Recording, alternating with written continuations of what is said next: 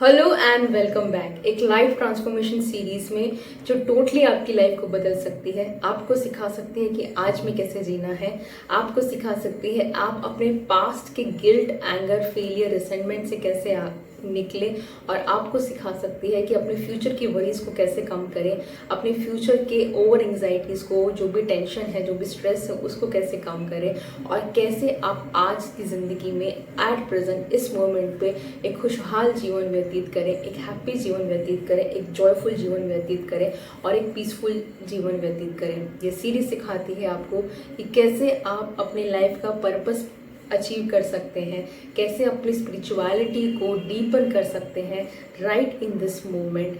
अगर आप इस वीडियो को देख रहे हैं, this video is for you, because इस सीरीज में हम बात कर रहे हैं न्यूयॉर्क की best selling book the Power of now. The Power of now जो ऑलरेडी इसकी 2 मिलियंस के ऊपर कॉपीज बिक चुकी हैं, 30 से ज़्यादा लैंग्वेजेस में, मोटा मोटा 33 लैंग्वेज में इसको कन्वर्ट किया जा चुका है। ऑप्रा विनफ्रे ने इन बुक को रिकमेंड भी किया है बहुत टाइम पहले, 1990s में उन्होंने रिकमेंड किया था, जिसके इसका शूटअप हुआ था इसकी सेल्स का।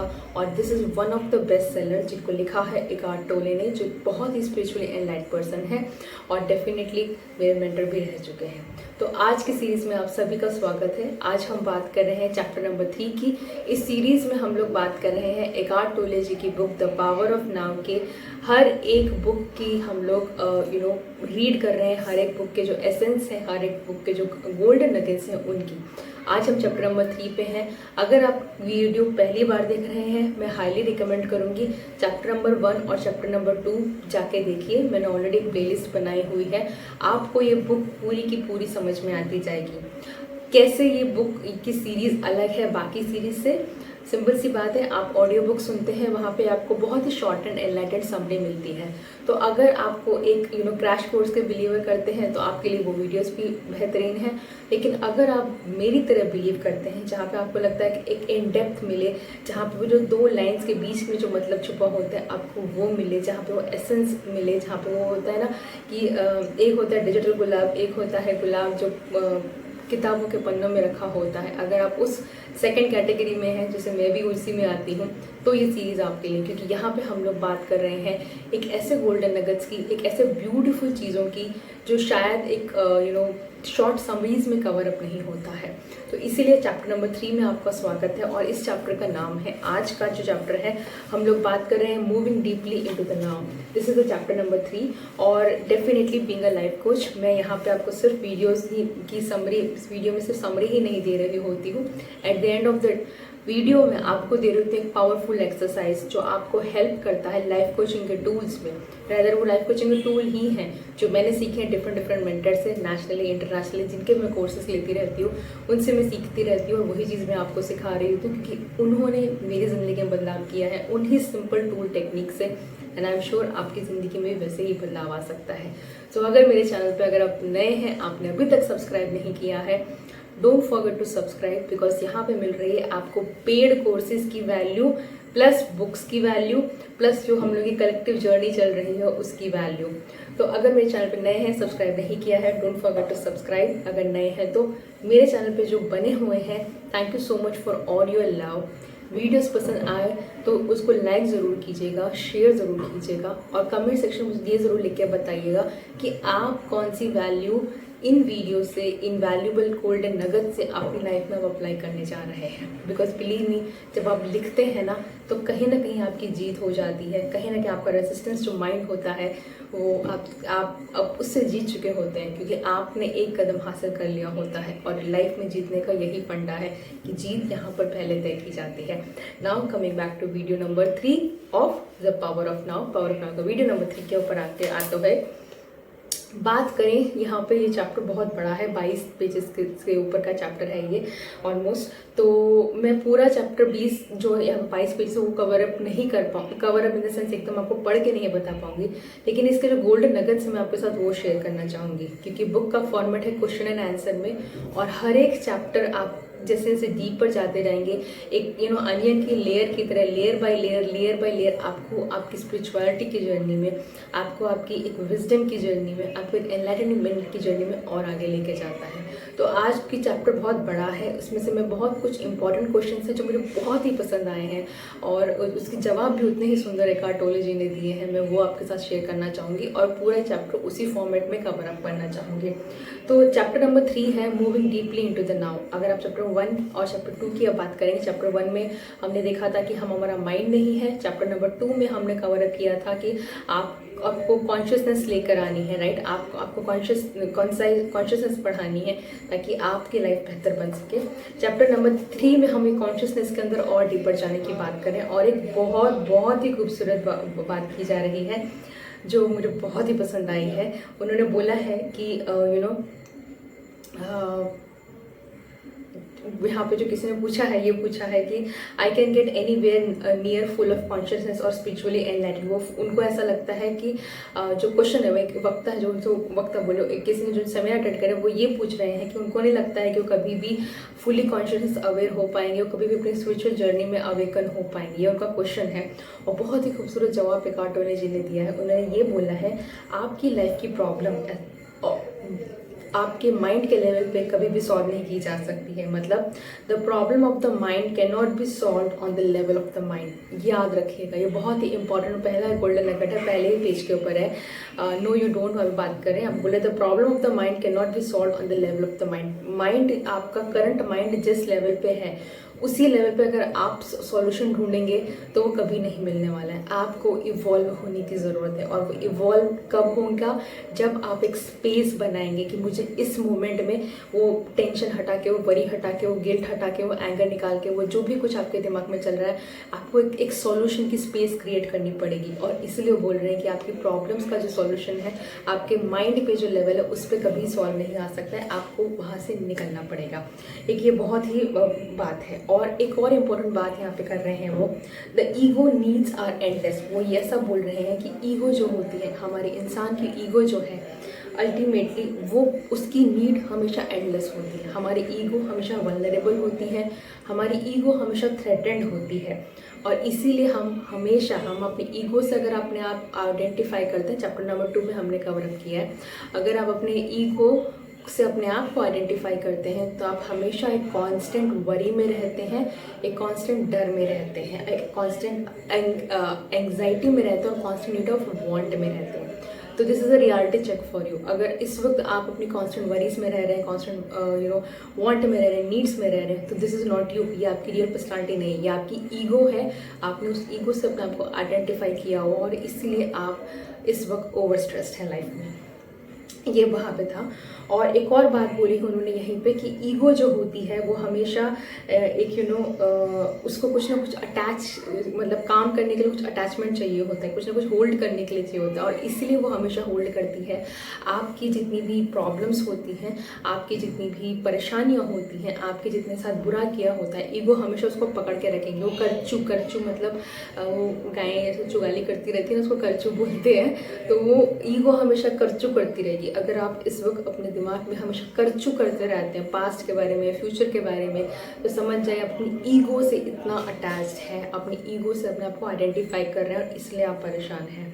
और अगेन वो यहाँ पे बहुत ही खूबसूरत बात यहाँ पे बोल रही है कि आपकी ईगो इतनी बड़ी हो जाएगी कि आपकी ईगो आपको कभी भी सॉल्यूशंस ढूंढने ही नहीं देगी, क्योंकि आपकी ईगो को लगता है डर कि अगर सॉल्यूशंस मिल गए तो ईगो ख़त्म हो जाएगी और ईगो ख़त्म हो जाएगी तो ईगो को लगता है उसकी आइडेंटिटी ख़त्म हो जाएगी, मतलब आप ख़त्म हो जाएंगे। उसके लिए फियर ऑफ डेथ है, इसीलिए अपने आप को आपको ईगो से डिसआइडेंटिफाई करना पड़ेगा। दिस इज़ वन थिंग यहाँ पे जो बहुत खूबसूरत बात है। दूसरी, वो लोग वहाँ पे क्वेश्चन पूछते हैं, मतलब जो क्वेश्चन पूछा गया वो ये पूछता है कि बहुत ही इम्पॉसिबल है कि हम लोग अपने माइंड से अपने आप को डिसोसिएट कर पाए। कैसे करें कि हम अपनी ईगो से कैसे डिसोसिएट करें, वो यहाँ पे बोल रहे हैं। तो एकार्ट टोले जी यहाँ पे बोल रहे हैं कि कि यहाँ पे अगर आपको अपनी ईगो से आपको डिसोसिएट करना है तो आपको टाइम से डिसोसिएट करना पड़ेगा, क्योंकि आपकी ईगो जो है वो सिर्फ टाइम में ही कर रही है। अगर आपको बहुत सारी वरीज हैं, अगर आप बहुत सारी चिंताएं हैं, अगर आप बहुत ज़्यादा प्लानिंग करते हैं, अगर आप बहुत ज़्यादा स्ट्रेस लेते हैं, अगर आप बहुत ज़्यादा एक्स्ट्रा पुश के साथ लगे रहते हैं, ये चीज़ करनी है, then that is the ego of the future. वो एक फ्यूचर की वरी है। ऑन द कॉन्ट्ररी, अगर आप बहुत ज़्यादा गिल्ट में रहते हैं, अगर आप खुद को क्रिटिसाइज़ करते हैं, आप माफ़ नहीं करते हैं, आप पुरानी बातें ही दोहराते रहते हैं, आपको लगता है कि लोग आपके साथ सिर्फ धोखा ही कर रहे होते हैं, अगर आपको ऐसा लगता है कि चीज़ें कभी भी सही नहीं होने वाली हैं, एक विक्टिम माइंडसेट के उसमें आप जी रहे हैं, तो आप अपनी ईगो, उस वक्त आपका टाइम जो है वहाँ पे आप एक ईगो एसोसिएट कर रही है आपके पास से। तो यहाँ पे वो बोल रहे हैं कि बहुत ही खूबसूरत बात है कि आप कैसे अपने आप को डिसआइडेंटिफाई करेंगे। ईगो से डिसआइडेंटिफाई करने का तरीका एक ही है कि वो बोलते हैं कि टाइम से डिसआइडेंटिफाई कर दीजिए। और वो बोलते हैं टाइम को वापस से क्वेश्चन आता है कि भाई हम टाइम से डिसआइडेंटिफाई कर देंगे तो हम कैसे आगे बढ़ेंगे, फ्यूचर के गोल्स कैसे बनाएंगे, हम लोग कैसे सीखेंगे, क्योंकि हम जो है हमारे पास्ट की वजह से, एक क्वेश्चन पूछा गया है कि हम तो जो है हमारी पर्सनालिटी जो है वो हमारे पास्ट की वजह से है, और हम जो फ्यूचर में जो भी कुछ अचीव करना चाहते हैं वो हमारे फ्यूचर गोल्स आप बोल लीजिए, वो भी हम बनाते हैं, मतलब हमें एक राह बता रहे हैं एंड ऑल दैट स्टफ। वो यहाँ पे ये बोल रहे हैं और इस पर बहुत ही खूबसूरती से एक ऑर्थोलॉजी जी ने जवाब दिया जो आपको रियली माइंड ब्लोइंग लगेगा, जो मुझे बहुत ऐसा लगा है। उन्होंने ऐसा बोला है कि कभी भी पास्ट और फ्यूचर नाउ के बिना एग्जिस्ट ही नहीं करता है। कभी भी कोई भी ऐसा पास्ट था ही नहीं जहाँ पे नाउ प्रेजेंट ना हो, और कभी भी ऐसा फ्यूचर होगा ही नहीं जहाँ पे नाउ प्रेजेंट ना हो। यानी कि आपके पास जो सारी की सारी पावर है वो नाउ में है।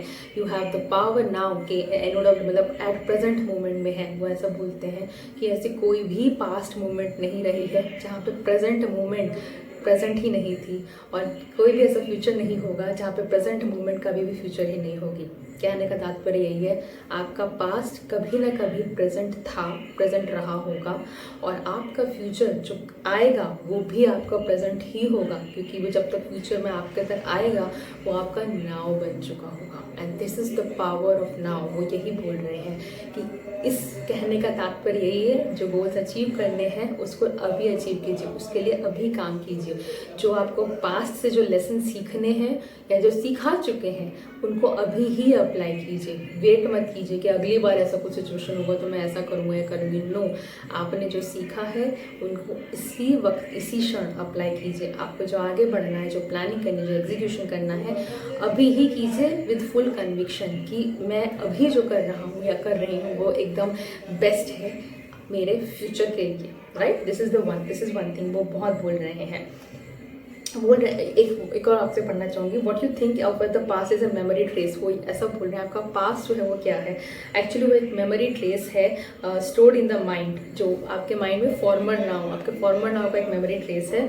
और फ्यूचर जो है is a imagine now, a projection of the mind. या बहुत ही सटीक शब्द में उन्होंने बताया है कि आपका पास्ट जो है वो मेमोरी ट्रेस है आपका फॉर्मर नाउ का, और आपका फ्यूचर जो है वो आपका माइंड प्रोजेक्शन है आपके नाउ का, इमेजिन नाउ का है। तो अल्टीमेटली आपके पास जो समय है, जो कुछ भी कर दिखाने का या अपनी लाइफ जीने का, वो अभी ही है। आपके यहाँ पे बात कर रहे हैं, और यहीं पे बात की जाती है, बहुत इंपॉर्टेंट कॉन्सेप्ट की बात आती है कि हम लोगों के स्पेशली हमारे जो संस्कृति रही है, हम लोग बोलते हैं कि एक उम्र के बाद हम स्पिरिचुअलिटी फॉलो करेंगे, एक उम्र के बाद हम ये ग्रंथ गीता वट एवर थिंग आपका जो भी बात रहा है, एक उम्र के बाद हम ये करेंगे। और वो ये बोल रहे हैं कि आपको वहाँ तक वेट करने का ज़रूरत नहीं, क्योंकि ये भी एक टाइम कॉन्सेप्ट बनाया गया है कि आपको ये सारा का सारा पार कर लो, ये सारी जिम्मेदारियाँ हटा लो, उसके बाद ही आप इसमें घुसो।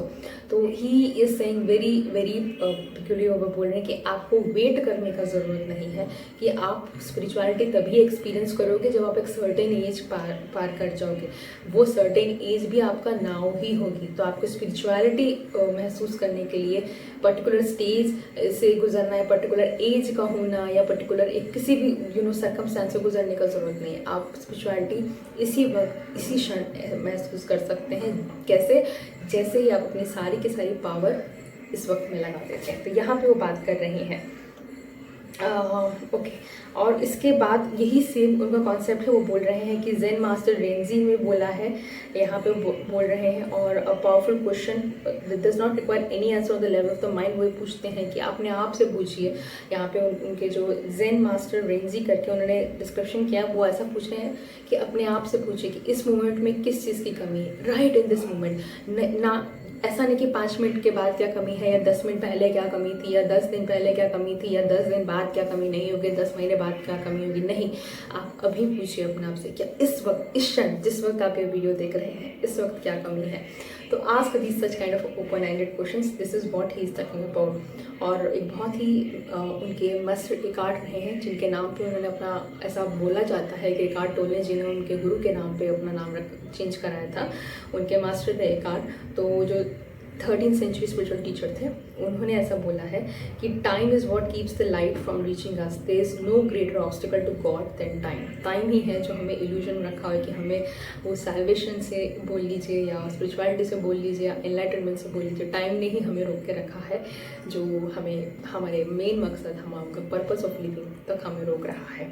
और फिर वो वहाँ पे बात कर रहे हैं कि एक एक्सरसाइज की, जो मैं आपके साथ वीडियो के एंड तक मैं आपको शेयर करने वाली हूँ, कि कैसे आप पावर ऑफ नाउ को एक्सिस्ट कर सकते हैं डे टू डे बेसिस के ऊपर। उससे पहले मैं आपको एक और यहाँ पे क्वेश्चन आपको बता देती हूँ कि वो ऐसा पूछते, कोई पूछते तो हम लोग कैसे पावर ऑफ नाउ का एक्सेस करें, मतलब वो ऐसा बोलते हैं। तो वो यही बोल रहे हैं, एक आर्ट टोले जी, अपने माइंड से डिसोसिएट करना चाहिए, और आपको बहुत हाई लेवल ऑफ कॉन्शियसनेस चाहिए। क्योंकि आप समझ जाइए कि जब भी आपके अंदर वो एक वो एक एंगर आ रहा है, या एक वो पूरा ज्वालामुखी फटने वाला अंदर अंदर भर के आ रहा है, उस वक्त आपको समझना पड़ेगा कि वो आपके अंदर जो इमोशंस आ रहे हैं, वो जो एंगर आ रहा है, जो भी वो जो रेज आ रहा है, रिसेंटमेंट आ रहा है, वो पास्ट का है। तो आपको इतना लेवल ऑफ कॉन्शियसनेस लाना पड़ेगा कि हो सकता है प्रेजेंट सिचुएशन इतनी खराब ना हो, लेकिन क्योंकि हमारे पास पास्ट का इतना बोझा है, हम प्रेजेंट सिचुएशन को एनालाइज करते हैं पास्ट के सिचुएशन के बेसिस के ऊपर, या पास्ट के एक्सपीरियंसेस के ऊपर, और प्रेजेंट सिचुएशन को भी हम उतना ही खराब बना देते हैं। This is one thing. दूसरी चीज़, मैं फ्यूचर की बात करूँगी। हम लोग फ्यूचर को मैनिफेस्ट करने की बात करते हैं, लेकिन जब भी हम फ्यूचर को मैनिफेस्ट करने की बात करते हैं, हम हमेशा उसमें अपना पास्ट लेकर आते हैं। अरे पहले तो ऐसा हुआ था, वो अब ये बात के लेवल पे ही नहीं आएगा, ये आएगा आपका इमोशनल पे, आपकी वाइब्रेशन फ्रिक्वेंसी पे, आपके थॉट प्रोसेस पे, आपके हार्मोन्स लेवल पे, आपकी एनालाइजिंग कैपेसिटी से, आपकी वायरिंग के ऊपर, आपके सबकॉन्शियस माइंड के ऊपर सब कुछ आएगा। तो जब भी आप मैनिफेस्टेशन की भी बात करते हैं, अगर आप हर बार वो कदम उठाने से पहले एनालिसिस में जा रहे हैं, हर बार आपके अंदर एक वो रेजिस्टेंस आ रहा है, हर बार आपके अंदर एक ऐसा लग रहा है नहीं यार ये मेरे से नहीं होगा, या मेरे साथ नहीं होगा, या मुझे सक्सेस नहीं मिलेगी, समझ जाइए ये आपकी पास्ट की कंडीशनिंग आ रही है। अब क्या होगा, आप फ्यूचर मैनिफेस्ट करना चाहते हैं, पास्ट को प्रेजेंट में लेकर आते हैं, और अल्टीमेटली आप क्या मैनिफेस्ट करेंगे, आप पास्ट ही मैनिफेस्ट करेंगे। और इसलिए वो बोल रहे हैं कि आपको यहाँ पे हाई लेवल ऑफ आपको कॉन्शियसनेस का ज़रूरत है, ये जानने के लिए कि आप प्रेजेंट मोमेंट में रहिए। प्रेजेंट मोमेंट में कैसे रहेंगे, सिंपली आप रिस्पॉन्ड करना सीखिए, रिएक्ट मत कीजिए, डोंट रिएक्ट, रिस्पॉन्ड करना सीखिए कि इस सिचुएशन में मैं अपने पास्ट को पावर ना देते हुए, इस सिचुएशन में मैं अपने फ्यूचर को पावर ना देते हुए, या फ्यूचर की वरीज को पावर ना देते हुए, how I can take my action right at this moment best way, मैं इस मोमेंट में अपना बेस्ट अपना एक्शन कैसे ले सकती हूँ। डिसोसिएट कर दीजिए पास्ट को, डिसोसिएट कर दीजिए फ्यूचर को। This is what he is telling. तो very powerful thing he is telling. इसके अलावा उन्होंने एक साइकोलॉजिकल टाइम की बात की, जिसकी बात मैंने आपके बताई। उन्होंने बोला टाइम जो होता है वो 2 तरह का होता है। एक होता है क्लॉक टाइमिंग, जो हम लोग घड़ी पे देख रहे होते हैं। एक होता है साइकोलॉजिकल मतलब आपका इमोशनल टाइमिंग, जहाँ पे कुछ बात होती है और आप पुराना लेकर आ रहे हैं, जहाँ पे कुछ बात हो रही है और फ्यूचर की वरीज में जाते जा रहे हैं। दिस इज साइकोलॉजिकल टाइम, जो आपको अल्टीमेटली मैनिफेस्ट करने से रोक रहा है। तो उन्होंने ऐसा बोला है कि साइकोलॉजिकल टाइम से अपने आप को डिसोसिएट कीजिए, क्लॉक के टाइम से अपने आप को अटैच करना शुरू कीजिए। कहने का मतलब इस मूड में रहना शुरू कीजिए, माइंडफुलनेस की प्रैक्टिस करना शुरू कीजिए। महसूस कीजिए जब आप पेड़ों को देख रहे हैं, या गार्डन में घूम रहे हैं, या आप अपने लव्ड वन के साथ चाय पी रहे हैं, या डिनर कर रहे हैं, या ऑन द नोट आप खाना खा रहे हैं, कितनी कौर खा रहे हैं, क्या टेक्सचर है, क्या फ्लेवर है, आपको कैसा ऑल द सेंसेशंस आपको जो टंग में फील हो रही है, जो टेस्ट क्या क्या है, इन शॉर्ट, नाउ में रहना सीखिए। हर एक चीज़ में लिविंग, जितने आपके इर्द गिर्द जितनी चीज़ें हैं उनको महसूस करना सीखिए। जो दो चीज़ों के बीच की जो स्पेस है उसको ऊपर अटेंशन देना सीखिए। उस स्पेस की साइलेंस को समझने की कोशिश कीजिए। वो जो दो लिविंग चीज़ों के बीच में जो एक वार्तालाप हो रही है, मैं इंसानों की बात नहीं कर रही हूँ, मैं बाकी चीज़ों की, आप पेड़ पौधे पक्षियाँ जानवर, आपको जो पसंद है आप उनको सोच सकते हैं, या ऑन दैट नोट खुला आसमान या सितारे या जो भी आपको पसंद है, उनके बीच की जो स्पेस है उसको एक्सप्लोर करने का कोशिश कीजिए। ये सारे मेथड्स हैं जो आपको हेल्प करते हैं नाव में रहने के लिए। ये सारे मेथड हैं जो आपको हेल्प करते हैं साइकोलॉजिकल टाइम से आपको ब्रेक करने के लिए, प्रेजेंट टाइम में रहने के लिए। तो this is what he is talking about. This is a very big chapter. तो मैं इसमें जो इम्पॉर्टेंट वगैरह है मैं आपको वो कवर कर लेती हूँ। अल्टीमेटली वो यही बोल रहे हैं, स्मेल द फ्लावर्स। आप फ्लावर्स को स्मेल कीजिए उसको, और स्मेल से वैसा नहीं हाँ मतलब जैसे स्मेल करके छोड़ दिए, सुन के छोड़ दिए, आप फील कर सकते हैं उसको डीपली, कौन से आपके टिंगलिंग हो रही है, आपके नोज़ में कौन सी सेंसेशन हो रही है, उस सेंट को आप या उस सेंस को आप और डिवाइड फर्दर कर सकते हैं कि क्या है क्या नहीं। This is the Power of power in living in the Power of now. And ultimately यहाँ पे एक और बहुत इंपॉर्टेंट वो बात कर रहे हैं कि आप कैसे पहचानेंगे कि आप पास्ट में हैं या आप फ्यूचर वरीज में जी रहे हैं। साइकोलॉजिकल टाइम की बात करूँ, कैसे पहचानेंगे कि साइकोलॉजिकल टाइम पास्ट में जी रहे हैं या साइकोलॉजिकल टाइम वाइज आप फ्यूचर में जी रहे हैं। उन्होंने ऐसा बोला है, अगर आप अनईजी हैं, अगर आप एंग्जाइटी में रहते हैं, टेंशन में रहते हैं, स्ट्रेस में रहते हैं, वरी में रहते हैं, या इन शॉर्ट किसी भी फॉर्म ऑफ फियर में रहते हैं, मेरे पास पैसा नहीं है, मेरे पास रिश्ता नहीं है, मेरे पास हेल्थ नहीं है, मेरे पास गाड़ी नहीं है, मेरे पास बैंक बैलेंस नहीं है, मेरे पास बच्चों को छोड़ने के लिए साथ कुछ नहीं है, what ever thing, in short एक फियर में रह रहे हैं आप, मेरे पास प्रमोशन नहीं हुआ है या क्या है क्या नहीं होगा, आप रह रहे हैं साइकोलॉजिकल पॉइंट ऑफ व्यू से फ्यूचर में। और अगर इसके अलावा आप गिल्ट में रह रहे हैं, रिग्रेट में रह रहे हैं, रिसेंटमेंट में रह रहे हैं, ग्रीवेंसेस में रह रहे हैं, सैडनेस में रह रहे हैं, बिटरनेस में रह रहे हैं, all form of non forgiveness, आप माफ़ नहीं कर पा रहे हैं, दूसरों को छोड़ दीजिए, आप खुद को भी माफ़ नहीं कर पा रहे हैं, अपनी जो गलती आपने अगर हुई भी होगी, जो रियली आप उस वक्त आपकी गलती थी नहीं, क्योंकि आप इतने अवेयर ही नहीं थे। अगर आपको बेहतर पता होता तो आई एम श्योर आप बेहतर ही कर रहे होते। हम लोग बोल रहे होते हैं, if you know better you would have done better. Same is the case with other people. अगर दूसरों को पता होता कि बेहतर कैसे करना है तो शायद उन्होंने बेहतर किया होता। तो आप अगर अपने आप को माफ़ नहीं कर पा रहे हैं, दूसरों को माफ़ नहीं कर पा रहे हैं, कहीं ना कहीं उसमें रह रहे हैं, तो आप साइकोलॉजिकल पॉइंट ऑफ व्यू से पास्ट में रह रहे हैं। These are the science. मुझे लिख के कमेंट सेक्शन में ज़रूर लिख के बताइएगा कि आप लोग कौन से साइकोलॉजिकल टाइम में रह रहे हैं। इस वीडियो से आपने कौन सा अप्लाई करने वाले हैं, टीचिंग्स कौन सी अप्लाई करने वाले डे टू डे बेसिस पे, मुझे वो भी कमेंट सेक्शन में बताइएगा। और अल्टीमेटली बहुत ही खूबसूरत बात उन्होंने बोली है कि इंसान एक क्वेश्चन पूछ रहे हैं कि नहीं, मैं तो, आप बोल रहे हैं मुझे एनलाइटमेंट तो हो गया, लेकिन मैं तो बहुत दुखी हूँ। जो उनके एक अटेंडेंट है वहाँ पे सेमिनार के, वो बोल रहे हैं मैं तो बहुत दुखी हूँ, मेरी प्रेजेंट मोमेंट बहुत मतलब भले ही अच्छी हो, लेकिन बैंक बैलेंस नहीं है, लाइफ में इतनी प्रॉब्लम्स हैं, XYZ है, वो कुछ प्रॉब्लम्स लिस्ट कर रहे हैं। वो बोल रहे हैं अब आप मुझे बताओ कि मैं कैसे खुश रह सकता हूँ। तो वो यही बोल रहे हैं कि इस वक्त राइट एट द मोमेंट जब आप मुझसे बात कर रहे हो, same way right at this moment जब आप ये वीडियो देख रहे हो, तो आपकी सारी प्रॉब्लम्स, आपकी सारी वरी, आपका सारा गिल्ट क्या प्रेजेंट है इस वक्त आपके बाजू में, क्या प्रेजेंट है आप इस वक्त, आप क्या उसको देख सकते हो the moment you are listening to this, and this is very very powerful. So you have to be start living into the present moment, and how you can live into the present moment, यहीं पे मैं आपको बताती हूँ यहाँ पे life coaching का tool कि अल्टीमेटली आप कैसे पावर ऑफ नाउ एक्सपीरियंस कर सकते हो, कैसे मैं कर रही हूँ। तो डेली ऑनेस्टली ऐसा नहीं कि मेरी लाइफ में वरी नहीं आती, मेरी लाइफ में वरी आती है, टेंशनें आती हैं। बीइंग अ होम, मतलब बीइंग अ जॉब पे, मैं घर से काम कर रही होती हूँ, बेटी का भी देख रही होती हूँ, घर का भी देख रही होती हूँ, मेरे साथ भी वरीज आती है, बिजनेस भी चल रहा होता है, सब कुछ चल रहा होता है। तो ऐसा नहीं कि ये मेरे पास वरीज नहीं आती है। तो जब बहुत सारी वरीज आती हैं तो नंबर वन थिंग, मुझे पता है कि मैं साइकोलॉजिकली फ्यूचर वरीज में जी रही हूँ, तो मैं साइकोलॉजिकली अपना टाइम शिफ्ट कर देती हूँ क्लॉक के ऊपर। क्लॉक टाइम की याद आ जाता है, अरे भैया क्लॉक टाइम पे ऊपर रहना। क्लॉक टाइम पे ऊपर कैसे रह सकते हैं? मैं जो कर रही हूँ, नंबर वन थिंग, जो भी कर रही हूँ मैं उसमें फुल अटेंशन देना शुरू करती हूँ। फिर मैं ऐसा माइंडलेसली, मैं कॉन्शियसली अपने माइंड में जो चैटर चलती रहती है ना, ये करना है, ये करना है, ये नहीं हुआ, वो नहीं हुआ, XYZ ब्ला ब्ला ब्ला ब्ला, वो जो वरीज, वो जो अंदर ईगो आने का पूरा अपना एकदम भयानक सा वो फॉर्म लाने का सोच रही है, मैं उसको चेक पे रखती हूँ। This is the number one step for you.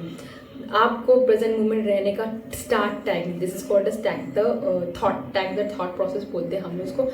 Tag करना शुरू कीजिए। कोई फ्यूचर का थॉट आए, ओ फ्यूचर थॉट टैग कर दीजिए। पास्ट का थॉट है, ओ पास्ट थॉट टैग कर दीजिए। किसी कपड़े के बारे में, अरे क्लोथ थॉट टैग कर दीजिए। किसी फ्रेंड के बारे में है, फ्रेंड थॉट टैग कर दीजिए। किसी बॉस के बारे में आए तो बॉस टैग कर दीजिए। किसी मूवी का है, movie thought. In short tag करना शुरू कीजिए। अपने आपके दिमाग में जितने भी थॉट आ रहे हैं उनको टैग करना शुरू कर दीजिए। गाना याद है, सॉन्ग थॉट, कुछ भी आया, just start labelling it. Believe me, over the period of time आप प्रैक्टिस करते करते आप प्रेजेंट में रहना सीख जाएंगे। This called is a very very powerful thought process. The only step यहाँ पे जो आप लोग बोल सकते हैं, जो इन्होंने भी दिया हुआ है, वो यहाँ पे है आपको नंबर वन स्टेप है आपको ओल्ड मोमेंट, ओल्ड पैटर्न जो डिनाइल का है कि आप प्रेजेंट में आप नहीं रहना चाहते हैं, आप हमेशा चाहे तो पास्ट में रहना चाहते हैं, फ्यूचर में रहना चाहते हैं, आपको ओल्ड पैटर्न ब्रेक करना पड़ेगा। वो ब्रेक कैसे ऊपर करेंगे, आपको इतना लेवल का अवेयरनेस लानी पड़ेगी कि मेरे पास ये मोमेंट है इसी वक्त और मैं क्या सोच रहा हूँ या क्या सोच रहा हूँ। This is the number one step. Second है कि यहाँ पे जो बोल रहे हैं कि आपको अपनी अटेंशन विड्रॉ करनी पड़ेगी। द मोमेंट आपको लगा oh I am going into the psychological point of view, अलग टाइम पे जा रहे हो, वहां से अपनी अटेंशन निकाल लीजिए।